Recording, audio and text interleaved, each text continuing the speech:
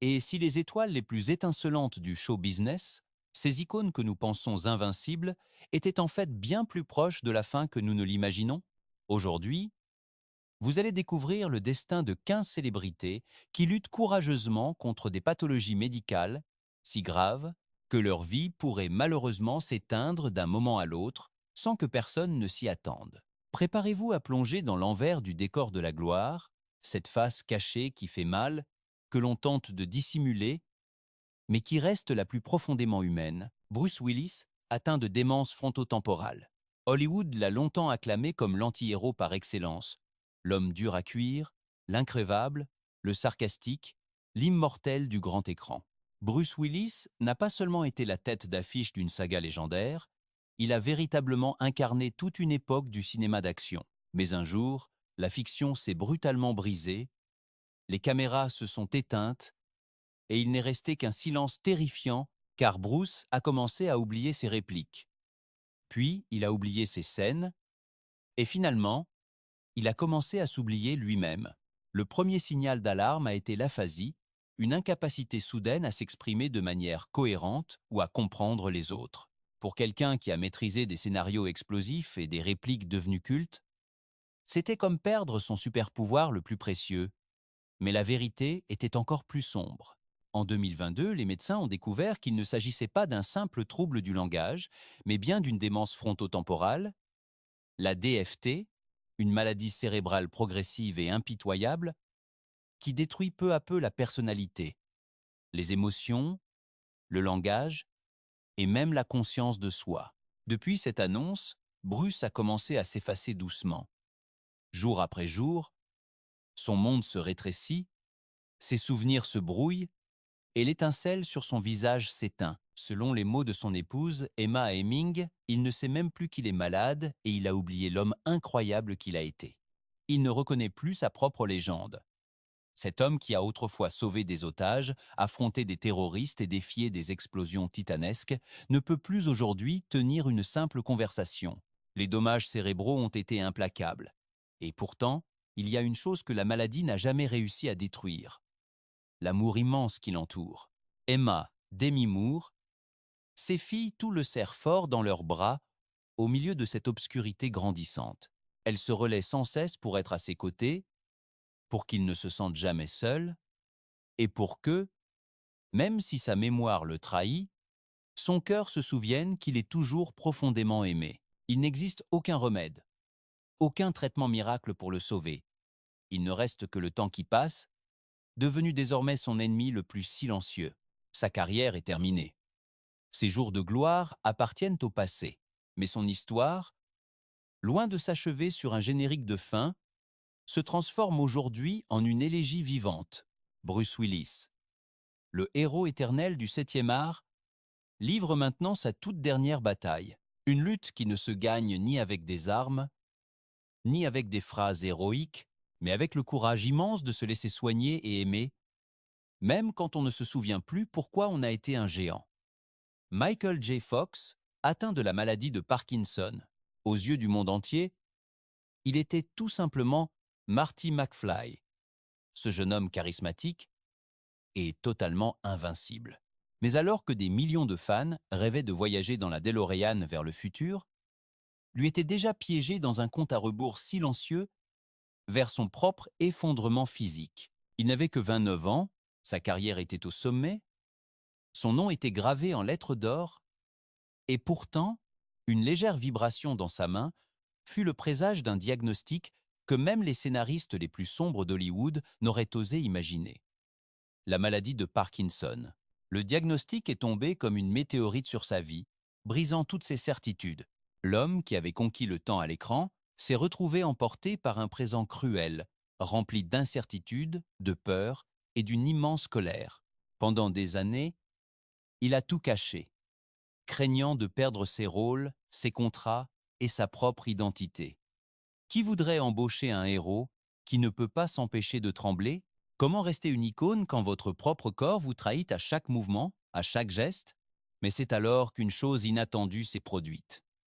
Au lieu de se terrer dans l'ombre, Michael a décidé de transformer sa tragédie en un véritable combat. En 1998, il a brisé le silence et, à peine 2 ans plus tard, il a fondé la Michael J. Fox Foundation, qui est aujourd'hui la plus grande organisation mondiale dédiée à la recherche sur Parkinson. Il a réussi à récolter plus de 2 milliards de dollars. Il est devenu une voix que rien ne peut arrêter. Le New York Times l'a même désigné comme la figure la plus influente de la planète dans la lutte contre cette maladie. Mais le prix à payer a été très lourd. En 2020, les complications de santé l'ont forcé à dire définitivement adieu au métier d'acteur. Le cinéma a perdu une étoile, mais le monde a gagné un guerrier. Même si chaque nouveau jour est une bataille épuisante contre son propre système nerveux, Michael J. Fox continue de sourire et de se battre, car il a compris quelque chose que beaucoup ne comprendront jamais. La véritable grandeur ne consiste pas à éviter les tremblements, mais à les affronter avec la tête haute et un courage inébranlable. Avant de poursuivre, prenez un petit moment pour respirer. Servez-vous une tasse de café ou de thé, car ce que vous allez découvrir maintenant ne vous laissera absolument pas indifférent. Céline Dion, atteinte du syndrome de la personne raide. Pendant des décennies, sa voix a brisé toutes les frontières. Avec un seul accord, elle pouvait faire vibrer des stades entiers. Elle était l'âme de Las Vegas, la reine incontestée de la ballade romantique. Mais en décembre 2022, le monde a retenu son souffle. Céline Dion a annoncé qu'elle se retirait indéfiniment de la scène. Ce n'était ni par simple caprice, ni par fatigue passagère, mais à cause d'une maladie bien plus cruelle et inexplicable, le syndrome de la personne raide. Ça peut paraître étrange, mais c'est pourtant bien réel et c'est absolument dévastateur. Ce trouble neurologique si rare finit par transformer le corps humain en une véritable cage vivante. Il provoque des spasmes musculaires d'une violence inouïe, une raideur extrême et une perte progressive, mais inéluctable, de tout contrôle moteur. Pour la grande Céline, cela a tout simplement marqué la fin de sa mélodie. Chaque fois qu'elle essayait de chanter, cela tournait à la bataille acharnée contre elle-même. Marcher, se lever, ou même simplement tenir debout, sont devenus pour elle des défis titanesques. Elle a révélé tout cela en larmes à travers une vidéo poignante sur Instagram qui a littéralement paralysé ses fans du monde entier. Son corps, autrefois si sculptural et puissant, a commencé à lui faire défaut de manière systématique et cruelle. Ses muscles se raidissaient à tel point que cela l'empêchait de bouger normalement. Les médecins craignent maintenant qu'elle ne développe une forme encore plus agressive de ce syndrome, ce qu'on appelle la variante plus, celle qui s'attaque directement au tronc cérébral et qui peut gravement affecter la vue, l'équilibre ainsi que la parole. Pourtant, malgré ce terrible déclin physique, son esprit de battante, lui, reste parfaitement intact. Son équipe de thérapeutes mène une véritable course contre la montre, en testant sans cesse des traitements qui, dans la plupart des cas, parviennent à peine à ralentir la progression de la maladie. Mais elle refuse d'abandonner et a lancé une promesse à son public. Si jamais son corps lui accorde une petite trêve, elle remontera sur scène pour une toute dernière résidence à Las Vegas. Des adieux qui, on l'imagine déjà, seront tout simplement historiques et chargés d'une émotion pure, car ce que beaucoup de gens ne réalisent pas, c'est que Céline Dion ne perd pas seulement sa voix d'or, elle perd son propre corps, sa liberté et sa façon même d'exister au quotidien. Et malgré tout ça, chaque matin, elle se lève avec l'espoir chevillé au corps que la musique n'a pas encore fini d'écrire sa toute dernière note. Parlons maintenant de Christina Applegate et de sa sclérose en plaques. Pendant des années, son visage a été le symbole même de la comédie, de la jeunesse et d'un certain esprit de rébellion. Elle incarnait la fameuse Kelly Bundy dans la série Mariée, 2 enfants. Cette enfant terrible de l'Amérique était rieuse, provocatrice et indomptable, mais derrière l'écran, une ombre silencieuse et menaçante planait déjà sur elle. C'est en 2021 que Christina Applegate a annoncé officiellement qu'elle souffrait de sclérose en plaques et, dès cet instant, sa vie s'est transformée en une guerre de tous les instants contre son propre corps. Tout a commencé par des signes assez flous. Une certaine maladresse en marchant, une fatigue inhabituelle et des douleurs persistantes qui ne passaient jamais. Ce qui ressemblait à du simple stress ou à de l'épuisement professionnel était en réalité une maladie neurodégénérative auto-immune qui s'attaque à la myéline, cette barrière protectrice essentielle qui permet au cerveau de communiquer avec le reste du corps. Sans elle, Kuwa devient incertain et chaque petit pas représente un risque de chute permanent. Christina a dû affronter tout cela en plein milieu du tournage de la série Dead to Me. Alors que le public riait aux éclats devant ses répliques cinglantes, elle, elle pleurait en silence dans les coulisses. Elle avait même besoin d'aide juste pour réussir à tenir debout devant la caméra. La douleur dans ses jambes était devenue tout simplement insupportable. Dormir est devenu un véritable cauchemar. Et parfois, ses yeux lui faisaient tellement mal qu'elle craignait qu'ils ne sortent de leurs orbites. Son corps, qui était autrefois un pur instrument de talent, de grâce et de beauté, a commencé à trembler, à s'effondrer et à la lâcher complètement. Mais ce n'était pas tout. 30 lésions cérébrales provoquées par la maladie lui causaient des secousses soudaines, un peu comme des mini-convulsions. À n'importe quel moment de la journée, son corps pouvait se déconnecter totalement de sa volonté. Le pire dans tout ça, c'est l'incertitude. Il n'y a aucun moyen de savoir quelle fonction physique elle va perdre demain. La vision, la parole, la mobilité, tout est en jeu. Et pourtant, malgré cette épée de Damoclès, Christina ne s'est jamais brisée. En tant que survivante d'un cancer du sein, elle connaît bien le visage de la peur, mais elle sait aussi parfaitement comment se battre. Avec un mélange de colère, de dignité et d'humour noir, elle est devenue une voix puissante pour tous ceux qui souffrent de ces maladies invisibles. Elle est apparue lors d'une remise de prix avec une canne et un regard fier, comme pour dire « Oui, je suis brisée, mais je suis encore là, bien présente ». Christina Applegate ne joue plus la comédie désormais. Sa carrière est peu, être en pause pour une durée indéterminée, mais sa présence, son courage et sa façon de regarder bien en face cette maladie si traîtresse ont fait d'elle bien plus qu'une simple actrice de Hollywood. Elle est devenue un véritable symbole de résilience. Passons maintenant à Charlie Sheen et au virus du VIH.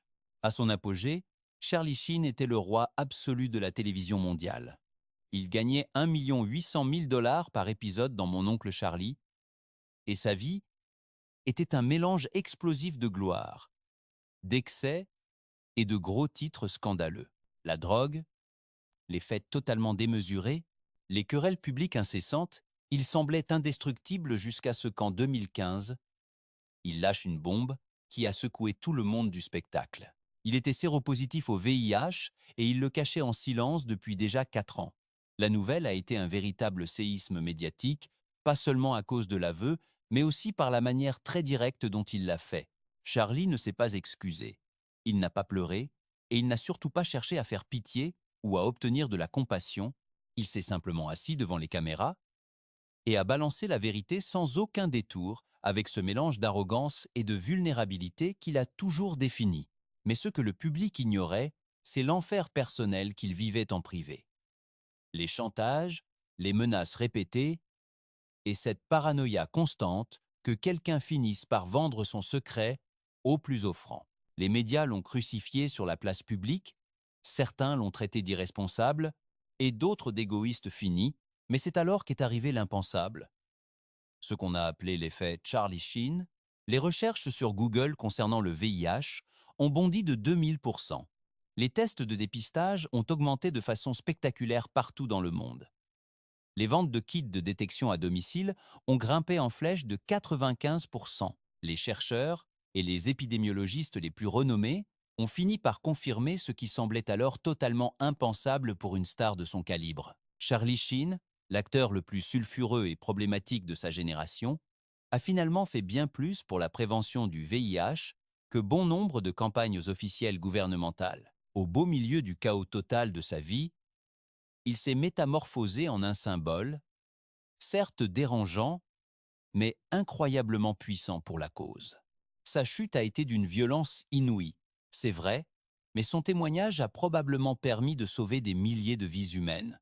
Aujourd'hui, en 2026, Charlie suit un traitement antirétroviral rigoureux qui lui permet de contrôler totalement sa charge virale. Il n'est plus du tout la méga star qui régnait autrefois sans partage sur tous les écrans de cinéma, mais c'est devenu un homme radicalement différent, marqué à jamais par le scandale, mais aussi par une forme de rédemption profonde. Comme il l'a dit lui-même, mon sang n'est plus une info croustillante, mais mon histoire, elle, l'est bel et bien. Selma Blair, la sclérose en plaques. À première vue, Selma Blair a toujours semblé être une actrice de second plan avec l'âme d'une véritable tête d'affiche. Elle a brillé dans La Revanche d'une blonde ou encore dans Hellboy, avec ce visage si doux et une intensité silencieuse que très peu de gens pouvaient égaler à Hollywood. Pourtant, ce que le monde entier ignorait, c'est que derrière les projecteurs et les sourires de façade, son corps était littéralement en train de se briser en 1000 morceaux. En 2010 à 8, Selma a révélé publiquement qu'elle souffrait de sclérose en plaques. Et depuis ce jour-là, sa vie a cessé d'être un scénario de comédie légère pour se transformer en un véritable drame de survie en temps réel. La maladie s'était pourtant manifestée bien avant le diagnostic final. Des chutes inexpliquées, une vision totalement floue et une fatigue paralysante qui ne la quittait plus. Mais comme c'est malheureusement souvent le cas pour beaucoup de femmes dans le système médical, ces symptômes ont été totalement ignorés pendant des années entières, jusqu'au jour où elle n'a plus pu marcher sans sa canne, ni parler sans un effort immense, elle ne pouvait plus faire semblant que tout allait bien, et c'est là qu'elle a décidé de tout raconter sans filtre. Elle a confié: mon corps était en train de s'éteindre juste sous mes yeux, et personne ne semblait s'en rendre compte. Il faut savoir que la sclérose en plaques vient détruire la communication essentielle entre le cerveau et le reste des membres du corps. Cela provoque des raideurs musculaires, des spasmes, une perte progressive de la vision, des tremblements et cette peur constante, terrifiante, de l'inconnu. Pour Selma, cela a signifié perdre tout contrôle sur sa propre langue, sur son équilibre et même sur son énergie vitale. Elle restait souvent paralysée pendant des heures, allongée sans même pouvoir se relever du sol. Chaque matin était comme une sorte de roulette russe. Est-ce qu'aujourd'hui je vais être capable de parler, de marcher ou de respirer sans aucune aide extérieure? Mais au lieu de se terrer chez elle, Selma Blair a fait l'impensable. Elle s'est présentée sur le tapis rouge de la cérémonie des Oscars avec sa canne, tremblante, mais avec un sourire radieux et fier. Elle a brisé tous les codes et elle est devenue un véritable symbole d'espoir. En 2021, elle a franchi une étape encore plus audacieuse et périlleuse. Elle a subi une greffe de cellules souches, un traitement expérimental extrêmement risqué qui pouvait soit freiner la maladie, soit purement et simplement la tuer. Elle a survécu à l'épreuve et c'est ainsi qu'une autre femme est née. Désormais, Selma utilise sa voix, même si celle-ci tremble parfois, pour se battre sans relâche pour tous ceux qui n'ont pas de tribune publique. Elle est une activiste dévouée, elle est une mère aimante, elle est une malade chronique, mais elle est surtout une véritable guerrière des temps modernes. Elle sait parfaitement que son corps pourrait s'effondrer à n'importe quel moment. Mais elle sait aussi une chose: tant qu'elle pourra tenir sa canne, elle continuera d'avancer, même si c'est sur les ruines de son ancienne vie. Si cette vidéo a touché votre âme aujourd'hui, laissez un 1 dans les commentaires. Si ce n'est pas le cas, laissez un 0. Votre sincérité compte énormément pour nous. Michael Douglas, le cancer de la gorge. En 2010, le monde du 7e art a tremblé sur ses bases. Michael Douglas, icône absolue de Hollywood et séducteur éternel, lauréat d'un Oscar et héritier d'une dynastie légendaire, a révélé au grand jour qu'il souffrait d'un carcinome épidermoïde à la gorge. C'était un cancer si agressif et si vorace que même les meilleurs médecins doutaient qu'il puisse survivre une année de plus. Pour le grand public, ce fut un choc immense. Mais pour lui, c'était comme un douloureux règlement de compte avec son propre passé. Douglas avait vécu sa vie à 100 à l'heure, sans aucune limite. Gros fumeur, buveur mondain et dévoré par la célébrité. Pendant des décennies, il a été le visage du succès flamboyant et de tous les excès. Mais du jour au lendemain, tout a basculé brutalement. Il a commencé à perdre du poids à une vitesse vraiment alarmante. Sa voix, si célèbre, est devenue rauque, presque méconnaissable. Le simple fait de parler lui faisait mal. Manger était devenu un pur supplice quotidien. Dans les pires moments, il ne pouvait même plus avaler sa propre salive sans avoir l'impression de s'étouffer dans son propre corps. Le traitement qu'il a subi a été d'une brutalité sans nom. Des combinaisons mortelles de chimiothérapie et de rayons qui l'ont laissé au bord du gouffre physique total. Pendant des mois, il a totalement disparu de la vie publique pendant que son système immunitaire s'effondrait et que ses glandes salivaires étaient détruites par l'intensité des soins. Très souvent, il n'arrivait même plus à s'exprimer avec clarté. Et pour un acteur de sa trempe, dont l'arme principale était justement la voix, c'était une véritable torture psychologique au quotidien. Mais Michael ne s'est pas caché pour autant. Il a décidé de rendre public chaque étape de son combat acharné, et il a même fini par se culpabiliser. Il disait « Peut être que mon mode de vie passé a aidé à ce que tout cela arrive ». C'était cru, c'était courageux, et c'était d'une sincérité désarmante. Après 3 longues années d'un enfer indescriptible, les médecins lui ont enfin annoncé une nouvelle qui tenait du miracle. Il était totalement débarrassé du cancer. C'était une seconde chance inespérée, mais assortie d'un avertissement de taille. Ce genre de cancer a une mémoire et il peut revenir frapper à n'importe quel moment. Depuis cet instant, Michael Douglas vit avec une immense prudence et une grande sagesse. Il évite désormais l'alcool, le tabac et les excès en tout genre, mais il ne s'arrête pas pour autant de travailler. Il est revenu au cinéma, même s'il choisit des rôles un peu plus posés et mesurés. Son visage brille toujours à l'écran, mais avec des rides qui racontent une toute autre histoire, celle où le séducteur irrésistible a dû réapprendre à parler, à manger et tout simplement à vivre à nouveau. Et c'est ainsi que Michael Douglas n'a pas seulement vaincu le cancer, il a aussi vaincu l'homme qu'il était autrefois pour se réinventer en quelqu'un de bien plus fort, de plus résilient et surtout de beaucoup plus humain. Cher est son combat acharné contre le syndrome de fatigue chronique. Cher était une véritable force de la nature, une déesse absolue de la pop qui a su se réinventer encore et encore en défiant l'âge, les modes passagères et les critiques les plus acerbes. Personne ne brillait autant qu'elle sur scène. Pourtant, au tout début des années 90, sa lumière a bien failli s'éteindre pour toujours. Tout à coup, elle a commencé à se sentir épuisée. Mais pas une simple fatigue, non. Elle était littéralement dévastée. Sans aucune raison apparente, son corps était en train de lâcher prise. Au début, les médecins pensaient que c'était juste le stress ou une mauvaise grippe. Mais la vérité était bien plus sombre. Elle avait contracté le virus d'Epstein-Barr, déclenchant ce fameux et redoutable syndrome de fatigue chronique. Son système immunitaire s'est effondré d'un coup. La fièvre ne voulait pas tomber. Pour elle, le simple fait de marcher était devenu une véritable torture au quotidien. Elle était tellement affaiblie qu'elle ne tenait même plus debout plus de quelques minutes d'affilée sans s'effondrer. Cette femme qui électrisait des stades entiers par sa voix et sa seule présence passait désormais ses journées clouée au lit, à supplier pour une énergie qui ne revenait jamais. Pendant 2 longues années, elle a totalement disparu du monde du spectacle sans donner la moindre explication publique. Absolument personne ne savait ce qui lui arrivait vraiment. Certains spéculaient sur une dépression, d'autres imaginaient un imbus surdose accidentelle. Mais la réalité était encore plus déchirante que toutes ces rumeurs. Cher ne pouvait plus chanter, ni jouer la comédie, ni même vivre sa vie normalement.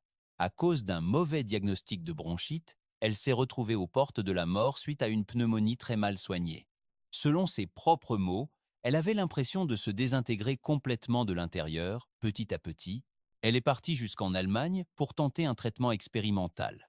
Ce n'était pas un remède miracle, mais cela lui a offert un répit. Et grâce à cette lueur d'espoir, elle a fini par renaître de ses cendres. Par la suite, elle a réussi l'exploit d'enregistrer 7 albums supplémentaires. Elle est revenue sur le devant de la scène et, encore aujourd'hui, alors qu'elle approche doucement de ses 80 ans, elle continue de se produire même si ce syndrome lui vole chaque goutte d'énergie. Elle le fait parce qu'elle le peut et surtout parce qu'elle le veut de tout son cœur. Mais le plus impressionnant dans son histoire, ce n'est pas seulement sa guérison, c'est le fait qu'elle continue de se battre chaque jour en silence, sans que rien ne paraisse. Le syndrome de fatigue chronique ne laisse aucune cicatrice visible. Il ne fait pas souvent la une des journaux médicaux et pourtant, il a le pouvoir de tout consumer sur son passage. Et pourtant, Cher ne lâche rien, car elle est bien plus qu'une simple chanteuse. Elle est bien plus qu'une légende vivante. Elle est la preuve incarnée que le talent peut survivre, même quand le corps, lui, a désespérément envie de baisser les bras. Jack Nicholson est le triste voile de la démence. Il fut un temps où Jack Nicholson incarnait à lui seul tout Hollywood. D'un simple haussement de sourcils, il pouvait provoquer le rire, la terreur ou le chaos le plus total, comme dans le film Shining. Que ce soit dans Vol au-dessus d'un nid de coucou ou ailleurs, sa présence était magnétique, son talent féroce et sa légende absolument incontestable aux yeux du monde. Mais en 2010, quelque chose a basculé. Sans crier gare, il a totalement disparu des écrans. Il n'y a eu ni adieux officiels, ni grand hommage, seulement un immense silence pesant. Et derrière ce silence se cache une vérité que beaucoup n'osent même pas nommer à voix haute, la démence. Des sources proches affirment que vers la fin des années 2000, Nicholson a commencé à souffrir de très graves troubles de la mémoire.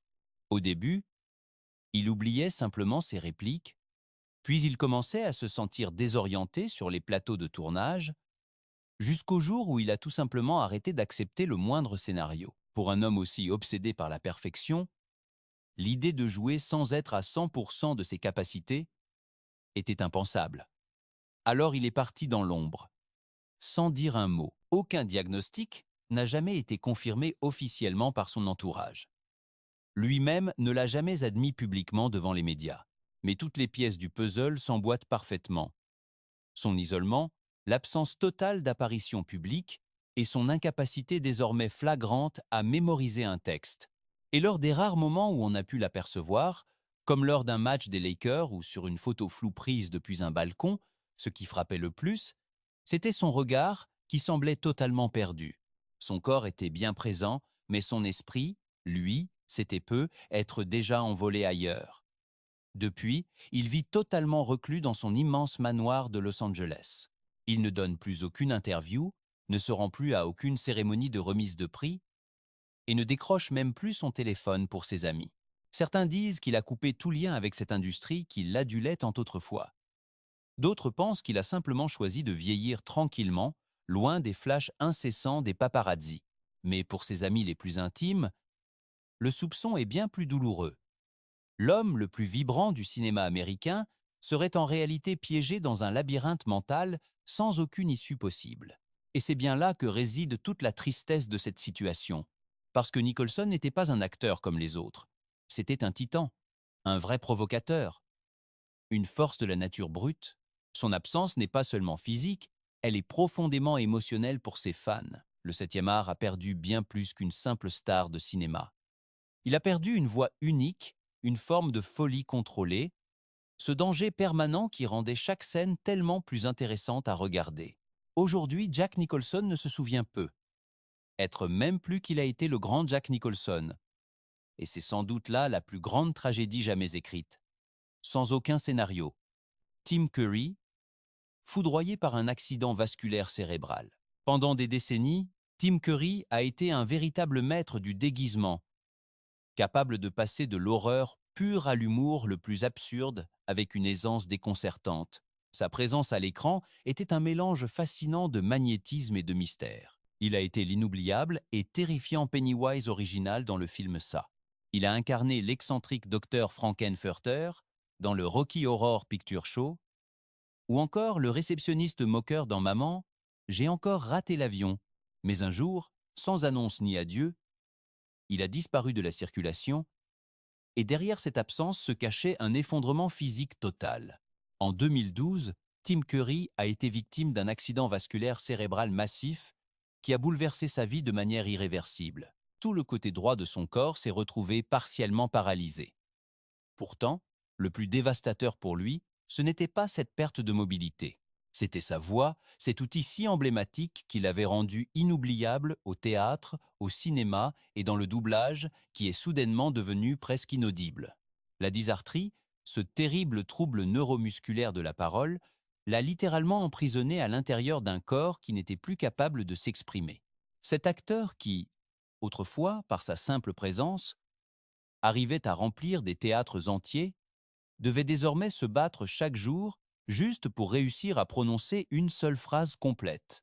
Ses apparitions en public sont devenues de plus en plus rares, se faisant toujours en fauteuil roulant, entouré d'assistants, avec une voix si faible qu'elle en devenait presque méconnaissable. Très souvent, les fans qui avaient la chance de pouvoir échanger quelques mots avec lui finissaient par fondre en larmes, et ce n'était pas par pitié, mais plutôt à cause du fossé immense entre l'homme qu'il était autrefois et ce qu'il en restait aujourd'hui.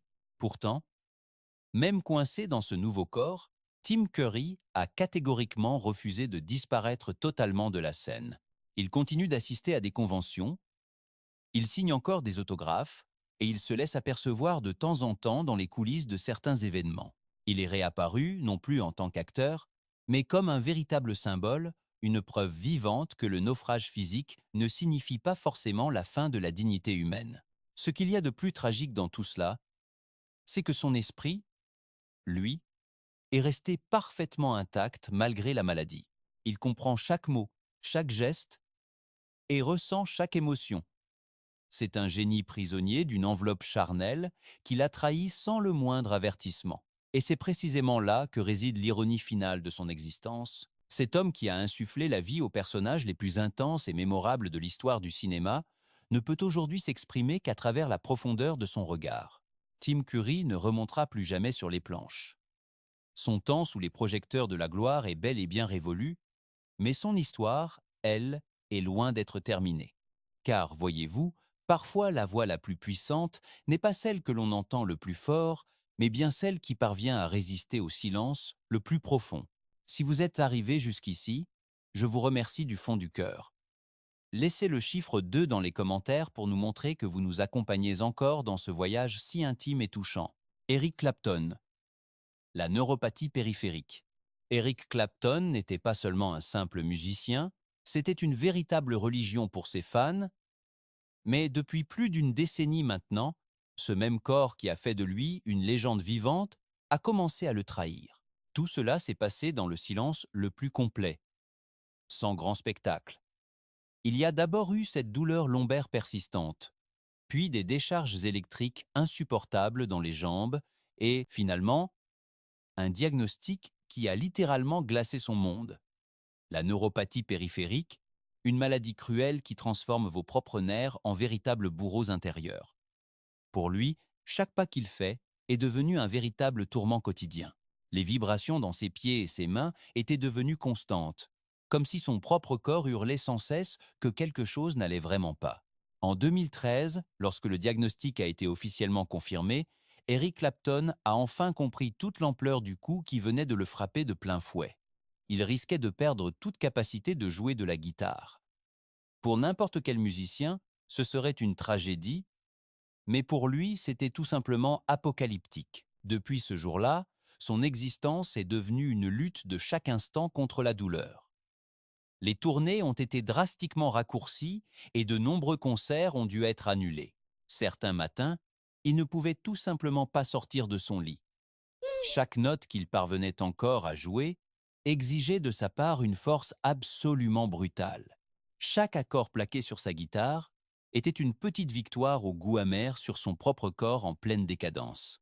Et pourtant, il a continué de jouer, car il ne savait rien faire d'autre, car la musique était la seule chose qui le maintenait encore en vie.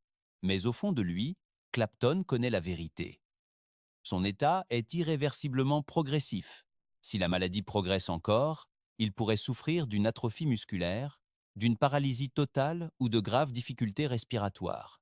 Dans le pire des scénarios, cela mènerait à une défaillance multiviscérale, silencieuse et définitive. Il a fêté ses 80 ans en mai dernier. Il a célébré cet événement une guitare à la main, certes avec moins de rapidité et beaucoup plus d'efforts, mais toujours avec autant d'âme dans chaque note. Malgré cette peur viscérale de se réveiller un jour sans pouvoir bouger le moindre de ses membres, et malgré cette douleur constante qui lui ronge littéralement les os. Car Clapton a fini par comprendre une chose absolument dévastatrice. Sa légende est peu, être éternelle. Mais son corps, lui, ne l'est malheureusement pas. Et ainsi, soir après soir, Eric Clapton monte sur scène, comme si c'était la toute dernière fois qu'il pouvait jouer. Et au moment où ses doigts parviennent enfin à bouger, quand son âme vibre à travers les cordes, le monde entier oublie que cet homme s'éteint petit à petit, et on a alors l'impression d'écouter Dieu lui-même en train de jouer du blues. Sam Neill, le cancer des cellules T. Pour des millions de spectateurs, il restera à jamais le docteur Alan Grant, chapeau à la main et regard sceptique, en train de dompter des dinosaures dans Jurassic Park. Mais dans la réalité de son quotidien, le monstre qui s'est attaqué à Sam Neill n'avait ni croc acéré, ni griffes meurtrières, il avait une forme microscopique, silencieuse et redoutable. Un lymphome angio-immunoblastique à cellules T, l'un des cancers les plus rares et les plus agressifs qui puissent exister sur cette terre. La nouvelle a éclaté au grand jour en 2023, mais sa bataille, elle, avait commencé bien avant que le public ne soit au courant. C'est lors d'une simple tournée promotionnelle qu'il a remarqué une petite grosseur suspecte dans son cou. Rien d'alarmant au premier abord, jusqu'à ce que les résultats des analyses ne le plongent brutalement dans l'abîme. Le cancer n'était pas seulement présent, il se multipliait déjà à une vitesse folle. Sa vie, jusque-là si bien ordonnée, s'est transformée en une suite sans fin d'hôpitaux, d'aiguilles, de salles froides et d'angoisses pures. Malheureusement, les tout premiers traitements ont échoué les uns après les autres. Son corps refusait tout simplement de répondre à la médication. Le cancer semblait progresser avec un acharnement cruel, comme s'il savait que sa proie était de taille. Au milieu de ce désespoir, Sam a trouvé une façon inattendue de s'accrocher à la vie, l'écriture.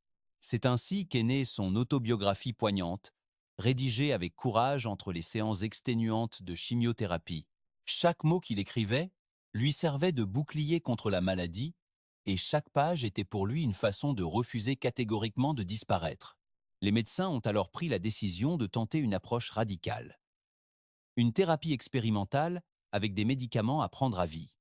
Cela ne le guérirait jamais, mais le maintiendrait dans un état stable. Désormais, Sam Neill vit sous une surveillance médicale de chaque instant, ne sachant jamais de quoi demain sera fait. Il est soumis à des injections mensuelles qui pourraient cesser de fonctionner à n'importe quel moment.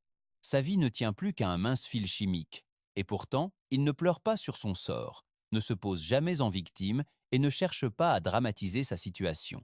Il dit qu'il souhaite simplement passer ses toutes dernières années à profiter de chaque instant plutôt que de s'épuiser à lutter sans fin contre l'inévitable.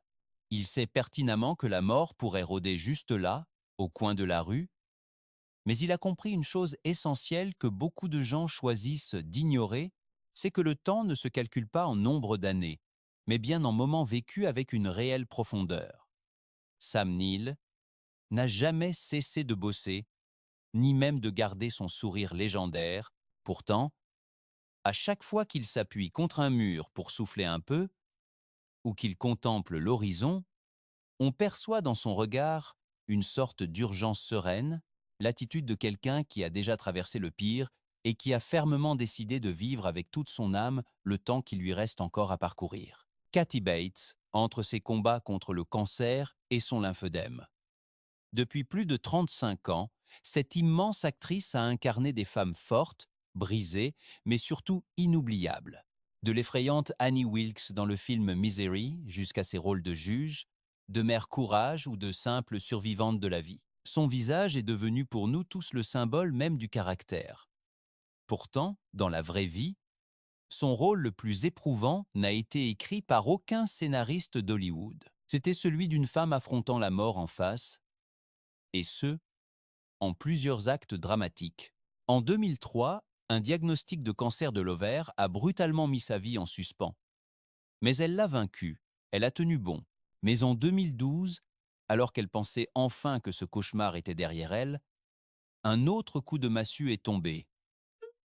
Un cancer du sein.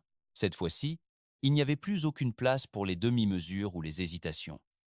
Les médecins lui ont alors fermement recommandé une double mastectomie. Sans l'ombre d'un doute, Cathy a accepté de se faire retirer les seins pour choisir la vie avant tout. Mais cette chirurgie n'était pas la fin. C'était le début d'un autre calvaire. Un lymphœdème chronique, une accumulation douloureuse de liquide dans les bras qui provoque un gonflement permanent, une perte totale de mobilité et une souffrance de chaque instant.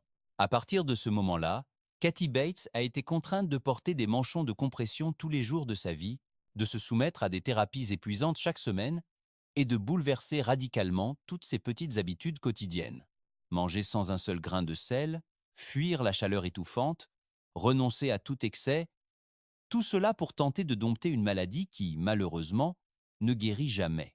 Et comme si le destin s'acharnait encore sur elle, en 2010 à 7, on lui a diagnostiqué un diabète de type 2, une maladie qui avait déjà emporté son propre père après l'amputation d'une jambe. Cathy, qui portait déjà le poids des chirurgies, des douleurs chroniques et d'un corps qui lui en demandait toujours plus sans rien lui rendre en retour, s'est regardée droit dans la glace et a littéralement déclaré la guerre. Elle a perdu près de 40 kilos grâce au régime et au sport, puis encore 20 de plus avec l'aide de médicaments. L'effort a été colossal, vraiment titanesque. Mais aujourd'hui, à 77 ans, elle affirme se sentir bien plus forte que lorsqu'elle en avait 30. Même si le lymphœdème est toujours là, même si le diabète ne dort jamais, même si le cancer pourrait ressurgir à tout moment, elle le sait. C'est pour cette raison qu'elle dévore chaque journée avec la hargne de celle qui est déjà morte 2 fois et qui est revenue pour finir son histoire. Elle est revenue pour terminer son propre scénario, pour aller jusqu'au bout de son destin, pour enfin boucler la boucle. Depuis plus de 35 ans, Kathy Bates a donné vie à des femmes puissantes, fragiles et totalement marquantes pour le public. De la terrifiante Annie Wilkes dans Misery jusqu'à ses interprétations de juges inflexibles ou de mères incroyablement résilientes, son visage incarne la force pure et brute. Mais dans son quotidien, son combat le plus difficile n'est l'œuvre d'aucun auteur. C'est l'histoire d'une femme bravant, la faucheuse à plusieurs reprises. Tout a commencé en 2003, une annonce de cancer de l'ovaire a tout arrêté net. Elle s'est battue et elle a gagné. Pourtant, en 2012, quand elle croyait enfin respirer, le sort a frappé à nouveau de manière très brutale. Un diagnostic de cancer du sein. Là, il n'était plus du tout question de tergiverser ou de chercher des alternatives plus douces. Les chirurgiens ont alors préconisé une double mastectomie. Sans hésiter une seule seconde, Cathy a fait le sacrifice de sa poitrine pour sauver sa propre peau. C'est cela, la véritable survie.